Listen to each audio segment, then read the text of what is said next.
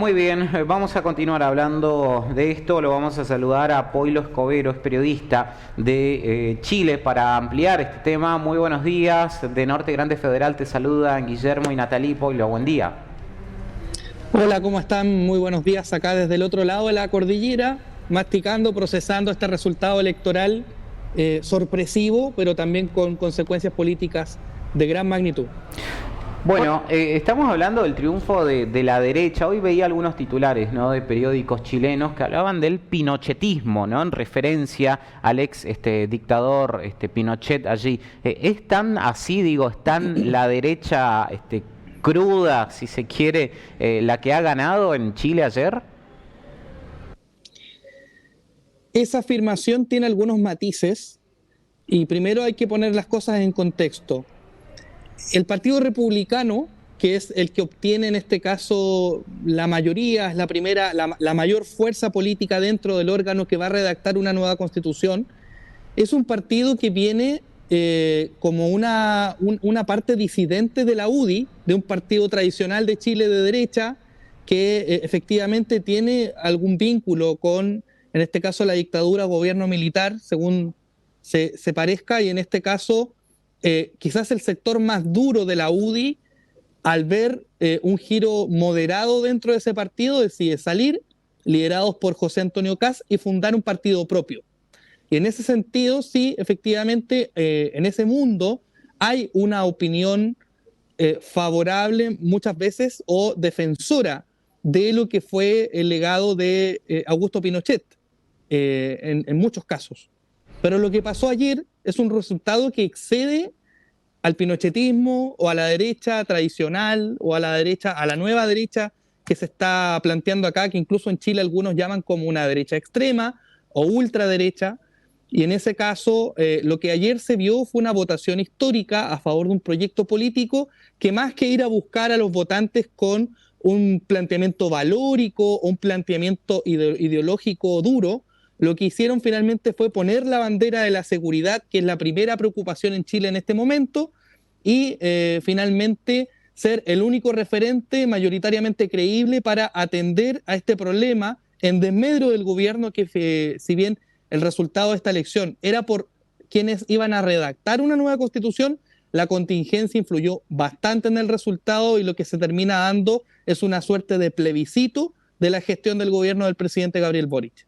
Plebiscito que le fue esquivo, ¿no? Digo, no le fue para nada favorable al actual presidente. Ahora vos decís, la inseguridad es algo que está preocupando y mucho a Chile. ¿En la Constitución o en los temas que por ahí se pueden llegar a abordar en esta reforma constitucional, aparece ese tema? Yo creo que fue el principal tema de campaña, no solamente en la derecha. Todas las fuerzas políticas tuvieron que, independiente de sus planteamientos constitucionales, que son temas más bien generales, principios, valores, tuvieron que plegarse finalmente a esta demanda por mayor seguridad, mayor orden público, que según los sondeos de opinión, desde que se mide esta variable, es primera vez que el orden y la seguridad están mejor valorados o mejor expectados que otras consideraciones, como la libertad, lo que puede ser, por ejemplo, los derechos sociales, la igualdad. Finalmente, esos son los dos valores predominantes en un momento líquido, un momento pendular. Hace 2 años, cuando me entrevistaban de otros medios internacionales, yo les decía que teníamos un órgano mayoritariamente de izquierda para redactar la nueva constitución, muy en sintonía con las protestas que se estaban desarrollando en ese minuto, y 2 años después, en este movimiento pendular, pareciera ser que la valoración del país ha cambiado y finalmente hoy día se privilegian otras cosas. ¿Sorprendió el resultado o era algo que se esperaba? Lo que no sorprendió fue que el oficialismo esperaba, según sus propias expectativas, en este caso la izquierda y la centroizquierda, un resultado más bien malo. Esa era la proyección. Ellos mismos se anticipaban, más bien, más que alcanzar una mayoría en el órgano como fue hace 2 años, la apuesta en este caso del sector más cercano al presidente Boric era al menos tener 2/5 de este órgano para tener poder de veto, o sea, de un órgano compuesto por 50 consejeros constitucionales, tener al menos 20 que les permita tener poder negociador dentro del órgano. Lo que termina pasando es lo inverso. El Partido Republicano por sí mismo tiene 22 consejeros constitucionales, tienen poder de veto, y si sumamos además los partidos tradicionales de derecha con representación ahí, pueden tener una mayoría que supera los 3/5 y por lo tanto superar el quórum necesario.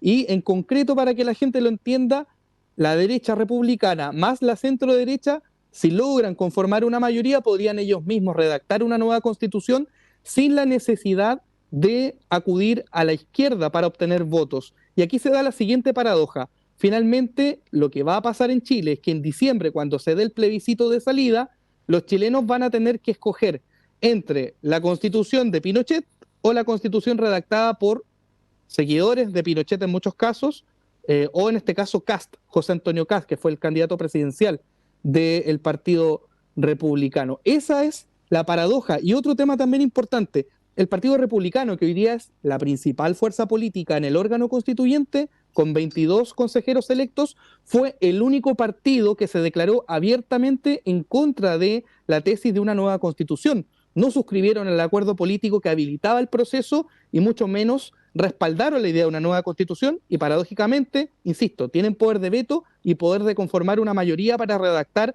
una constitución tal cual como a ellos les plazca. Claro. Bueno, te llevo a otro tema que también involucra a tu país y tiene que ver con venezolanos, ¿no? Que estaban varados en la frontera norte, en la frontera de Chile con Perú y que no podían ingresar a Perú por endurecimientos de controles y además por falta de documentación. Fueron repatriados a Venezuela en un avión, tenemos entendido. Contanos un poquito el contexto en el que se da esto de venezolanos que no sé si por voluntad propia, porque no les queda otra, tuvieron que regresar a Venezuela. Sí, hay un contexto que tiene que ver también con el clima de inseguridad que se vive en Chile, inseguridad económica, inseguridad ciudadana desde el punto de vista del orden público, en muchos casos, y lamentablemente, vinculado a la migración irregular.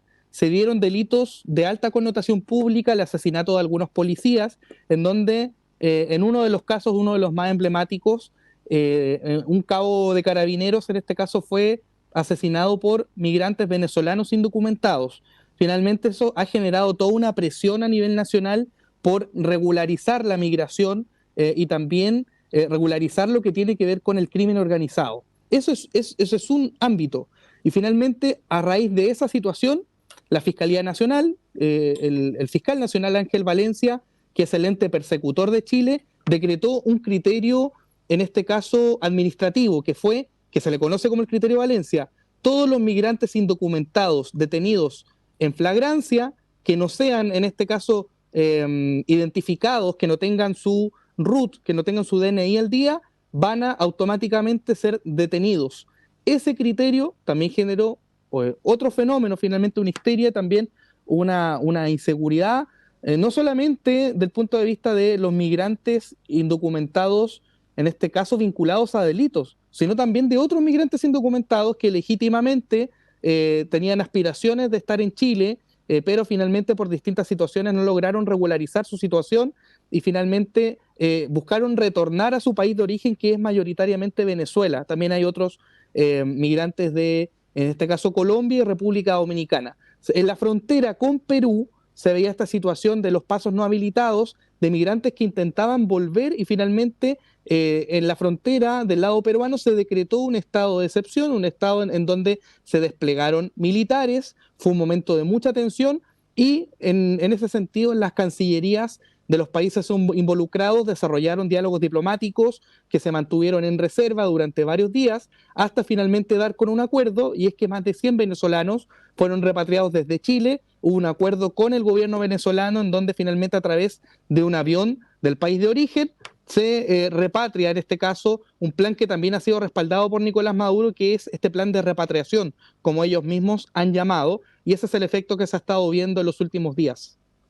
Ahora llama la atención que se haya tomado esta decisión, digo, por parte de alguien que está vinculado, que se lo vincula al menos fronteras afuera de Chile, no sé cómo será la percepción fronteras adentro, pero se lo vincula a Boric con la izquierda o con la centroizquierda y que tome esta decisión de repatriar a venezolanos, ¿no? De hecho, Boric ha sido en muchas oportunidades cuestionado por haber criticado el régimen de Nicolás Maduro. Es como de una izquierda un tanto muy cauta respecto al menos a la situación que está atravesando Venezuela. Sí, sí, la posición del presidente Boric, y no solo del presidente, del dirigente Boric como diputado, como dirigente estudiantil, siempre ha sido de una defensa irrestricta de los derechos humanos. De hecho, no hay un cuestionamiento, y en ese sentido él ha tomado distancia ideológica de forma y fondo con regímenes como el de Venezuela, como el de Nicaragua, y también algunas críticas incluso al régimen cubano, algo que, por cierto, refuerza esa percepción que hay en torno al presidente del punto de vista de una izquierda más bien renovada respecto de estos temas de la política internacional. Lo que termina ocurriendo es que el presidente está muy presionado porque la propia Cancillería chilena reconoció hace algunos días que finalmente la migración irregular en Chile ya no da abasto. Hay servicios que están colapsados, sobre todo en la parte norte del país. Hablamos, por ejemplo, de lo que es el hacinamiento, lo que son los servicios de salud, los servicios educacionales. Y finalmente lo que se buscó acá es evitar una situación de tipo humanitaria, por lo tanto era necesario el diálogo diplomático, independiente de si se está a favor o en contra de lo que está ocurriendo en Venezuela. Era importante que los países involucrados, no solamente Chile, no solamente Venezuela, al menos 5 países de la región, tuviesen diálogos para eventualmente habilitar un corredor humanitario, un corredor que permitiera el retorno de estos migrantes que voluntariamente buscan salir de Chile.